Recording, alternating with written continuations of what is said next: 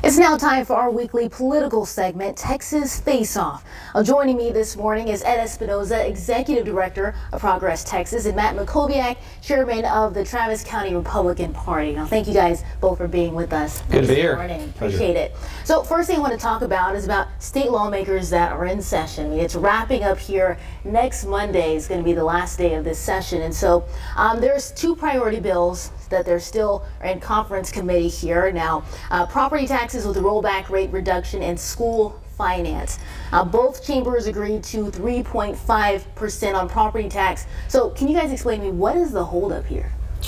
Well, the House and Senate passed different versions of both bills, and they have to conference them. And the two issues are connected in the sense that the more you fund public education, the more freedom and flexibility you have on property tax. So they have different visions. On the school finance side, the Senate wanted to spend its money on a mandated teacher pay raise of $5,000.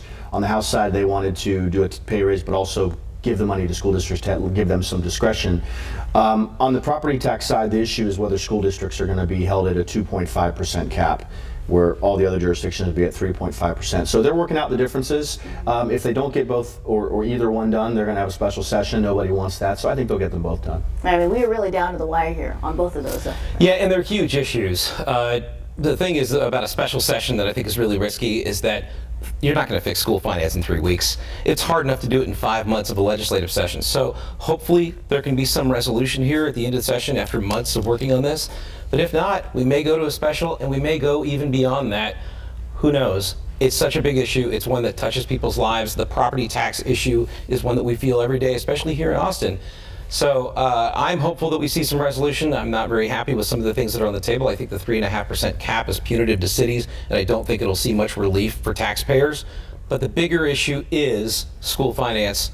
There's a bigger piece of that formula, and there's a lot of work to do left, and there's only a few days left in session. By the way, you said Monday's the last day of session, Memorial Day. They'll be working through Memorial Day in session to make sure they get everything done. Very busy. Yeah. Very busy time. That's high flying. Sure. Yeah, exactly. So the next thing I want to talk about is Senate Bill 22. Now, it would keep any local governments from partnering with abortion providers like Planned Parenthood. So the question for you, Matt, here is if Planned Parenthood is able to provide all of these, non-abortion services, why would they possibly have to have reduction in funding for this?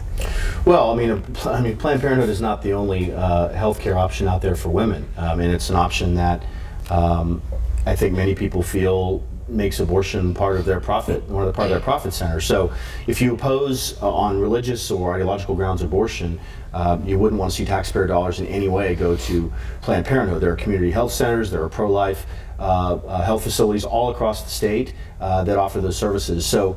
It did pass, and I think it's going to be signed into law, and I think that's a positive thing. We're a pro-life state. We need to remember that. And I think sometimes people in the pro-life community are frustrated that we're not taking stronger steps. We aren't passing the heartbeat bill that would outlaw abortion once a heartbeat is identified. So we could go further than we're going. You're seeing other states go further. On this one, I think this is a reasonable position. Okay, so you're saying there's way more than just this Senate Bill 22 that could be done? That could be done, sure. I mean, look, I think pro-life supporters on the right are not satisfied with this legislative session. We could have, there were certainly other priorities that could have happened. This is the only, I think, pro-life bill that's going to pass to go to the governor's desk. So, again, the issue is, do you want taxpayer dollars to go to Planned Parenthood when abortion is part of what they offer? It's really a big part of what they offer. So I think that's the big question. Okay, well, good point on that one. So Democrats, we want to know from you guys, there have been a lot of reported issues with Texas Healthy Women, specifically their programs, which is supposed to supplement services that Planned Parenthood provides. So what options are there for women?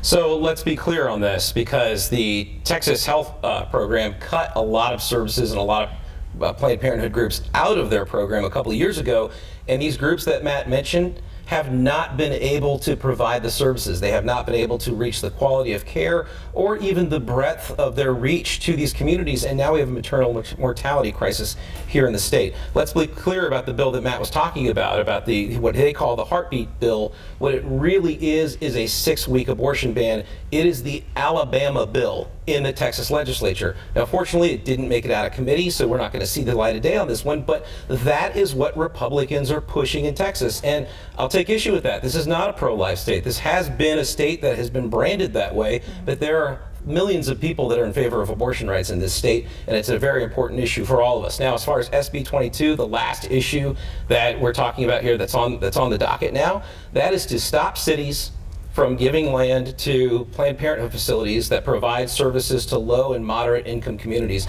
services that are not abortion related, but are things like flu shots, things like birth control, things like other kinds of tests that people need on a regular basis. Why would we block access to that when we are a state that has the lowest level of uninsured people in America? We should be doing everything we can to help people get access to these services, but now we're not only taking away local control, we're taking away services from people, and it's having a chain reaction on our populace. We need it to stop. Do you believe that, shouldn't have gone through from your perspective? SB 22? Yeah, absolutely. I think it's a complete overreach from the party of small government is acting in a big government way by telling cities what they can and can't do with their own values and their own services. So I think it's a big problem. And to your other point, real quickly, I want to say that you say it's no longer a pro-life state. You're saying the state of Texas is. So you feel like times have changed?